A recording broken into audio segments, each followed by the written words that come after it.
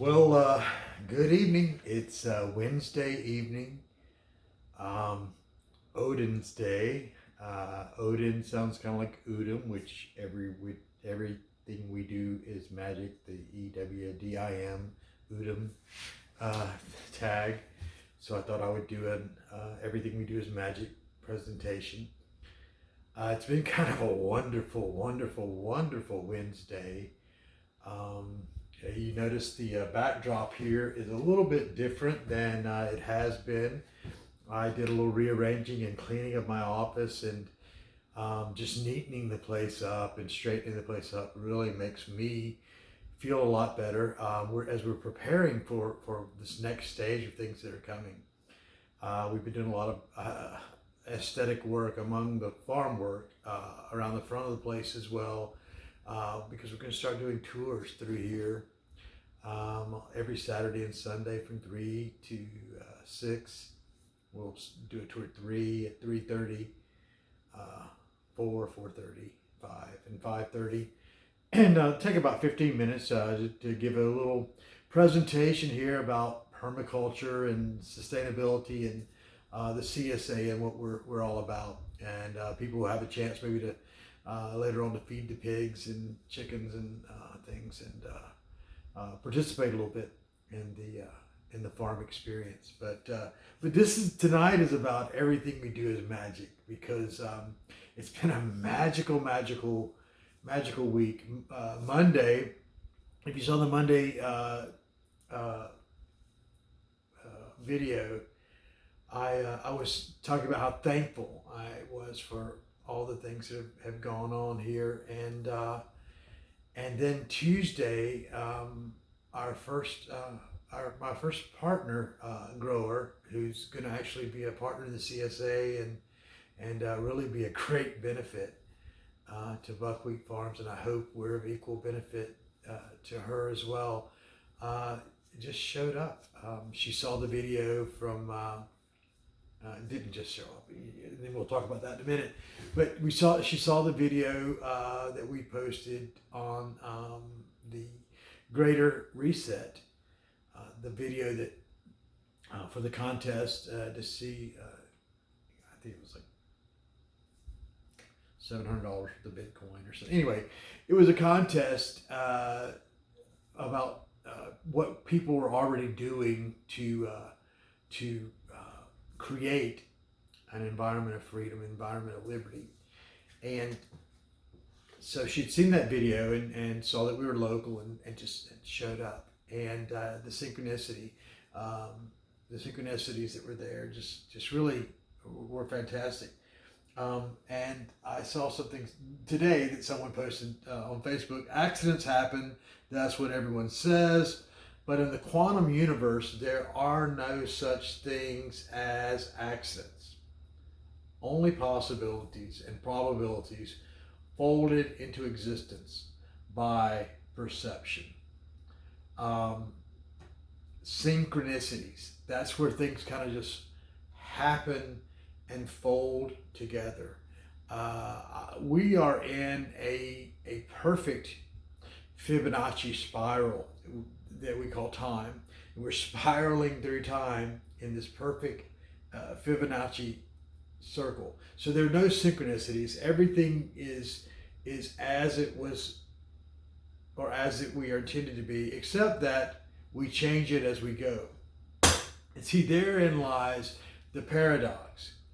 And I came across another something that someone had sent me, an article from a Druid group, and had gone through this whole thing about how the paradoxes, about all the paradoxes, and I'll post a link to the article in the comments when I post the video content, because it's kind of neat. It's a great article. I don't want to try to do the whole thing here on the video, but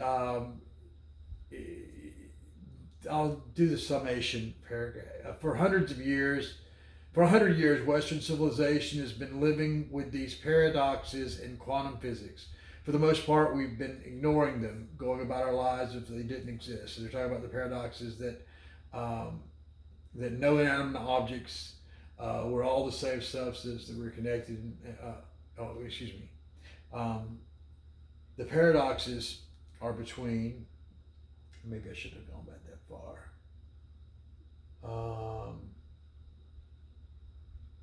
Anyway, I'll let you read the article about the paradoxes. Here it is. If our culture grapples with symphodox and its implications fully, and that's symphodox is the idea that we are a neural network, that we're this conception of the universe tells us that there are no inanimate objects. We are all the same substance. We are connected and we learn and change together. It doesn't mean that we are all one or that distinctions don't matter. It can take a lot of discernment to learn how we are connected and how to navigate those connections and how the pushes and pulls will pan out. And many connections are hidden from us and will surprise us. But we can be assured that the disparate parts of the net are not working paradoxically at cross purposes. Instead, the fluid space-time ebbs, flows, and learns.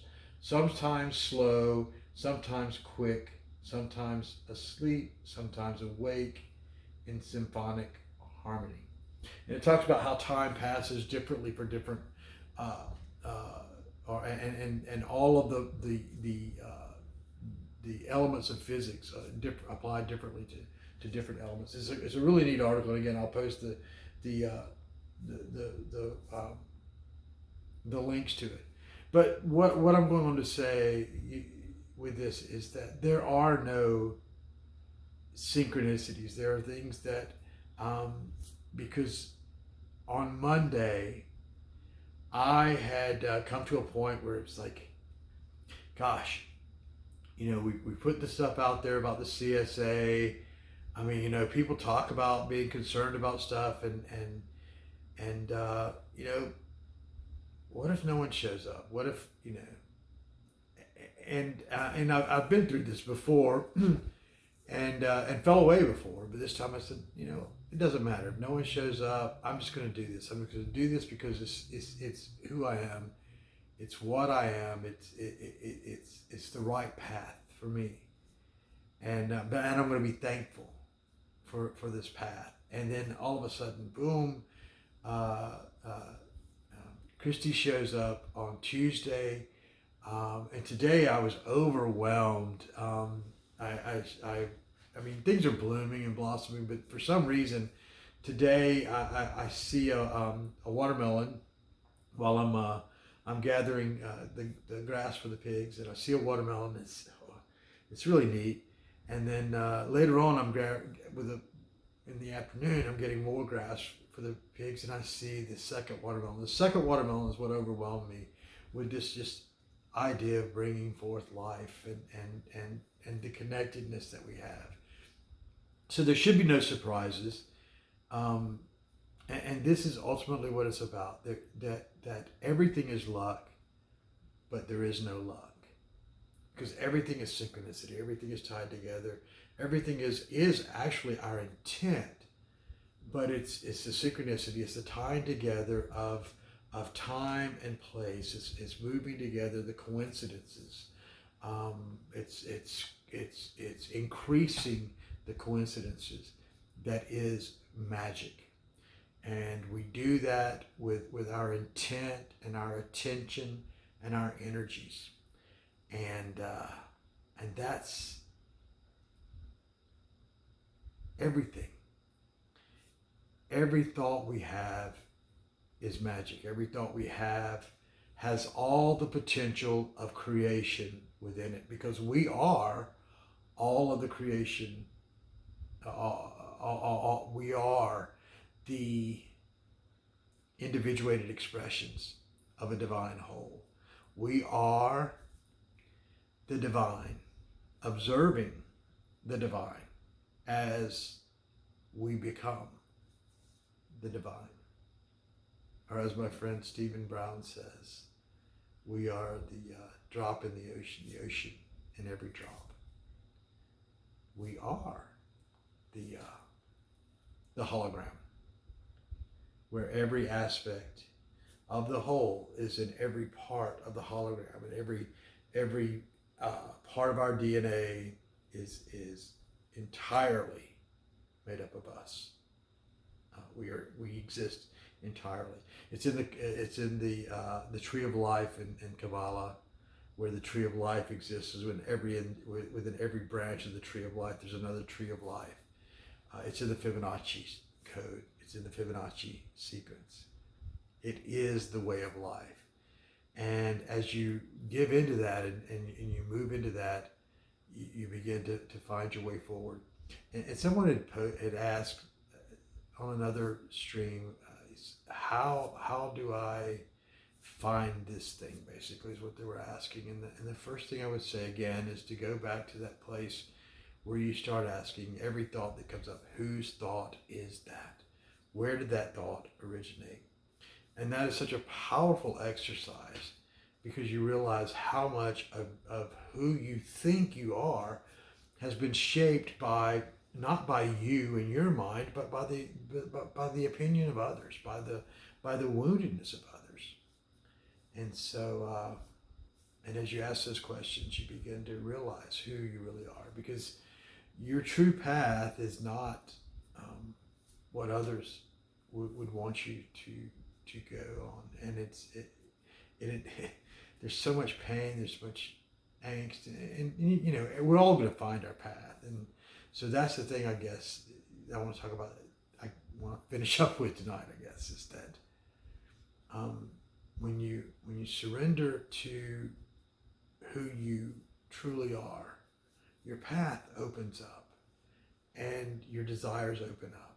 And I guess going back to what Crowley said about do what thou wilt. This is the whole of the law under love. What you will.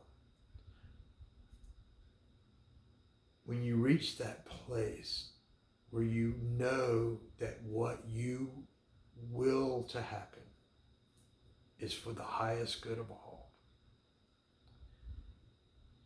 and you relinquish that, then the journey has begun. Your path has begun. And that's where we are now. We're so excited about what's going on here at Buckwheat Farms. If you're in the area, stop by and see us. Message me first. I'll put an email. I'm getting my email address. Just got, I just got verified through Google. So I'll post the email address. If you're going to be in the area, email us.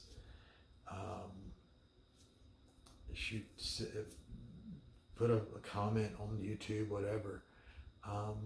We're just here. We want this to be a place of healing, where people can come and not only physically heal with food, but mentally and emotionally, and heal deep in their souls. The time for healing is now. Everything we do is magic. And my intent towards you, my intent for this video, is that it inspire you, that it challenge you, and that you be changed by it. Namaste.